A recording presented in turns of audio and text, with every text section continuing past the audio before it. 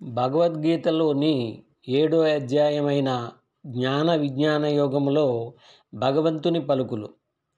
భూమి, నీరు, అగ్ని, వాయువు, ఆకాశము, మనస్సు, బుద్ధి మరియు అహంకారము ఇవి నా భౌతిక ప్రాకృతిక శక్తి యొక్క 8 అంగములు. ఓ అర్జునా, నాకు ఒక ఉన్నతమైన శక్తి ఉన్నది, అదే జీవశక్తి.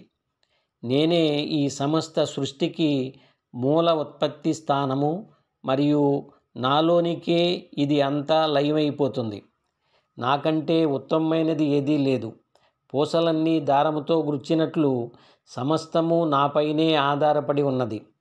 నీటి యందు రుచిని నేను, సూర్యచంద్రుల యొక్క తేజస్సును నేను, వేదములలో నేను పవిత్ర ఓంకారమును, ఆకాశములో శబ్దమును మరియు మనుష్యులలో వారి సామర్థ్యమును, భూమి యొక్క స్వచ్ఛమైన వాసనను నేను మరియు అగ్నిలోని తేజస్సును నేనే, సమస్త ప్రాణులలో జీవశక్తిని నేనే మరియు తాపసులలో తపస్సును నేనే.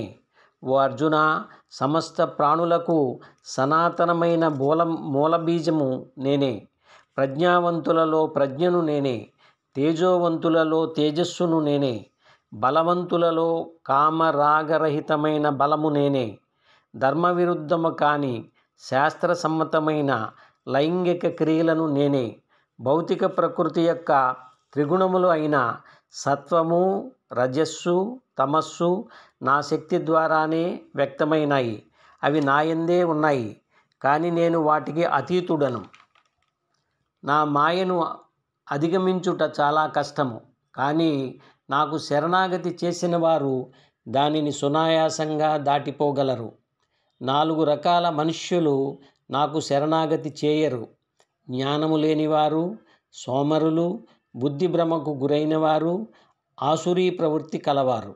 ఓ భరతశ్రేష్ఠుడా, 4 రకాల ధర్మపరాయణులు నా పట్ల భక్తితో ఉంటారు: ఆపదలో ఉన్నవారు, జ్ఞాన సముపార్జన కోసం ప్రయత్నించేవారు, ప్రాపంచిక వస్తువుల సంపాదన కోసం చూసేవారు మరియు జ్ఞానమునందు స్థితులై ఉన్నవారు. నా యోగమాయా శక్తి ద్వారా కప్పబడి ఉన్న నేను అందరికీ గోచరించను, కాబట్టి జ్ఞానము లేని వారు నా గురించి తెలుసుకోలేరు. అర్జున, నాకు భూత వర్తమాన భవిష్యత్తు అంతా తెలుసు. పుణ్యకార్యములు ఆచరించువారు ద్వంద్వముల మోహము నుండి విముక్తి పొందుతారు. ముసలితనము మరియు మరణము నుండి విముక్తి పొందటానికి పరిశ్రమిస్తూ నన్ను ఆశ్రయించిన వారు బ్రహ్మమును, తమ ఆత్మతత్వమును తెలుసుకుంటారు.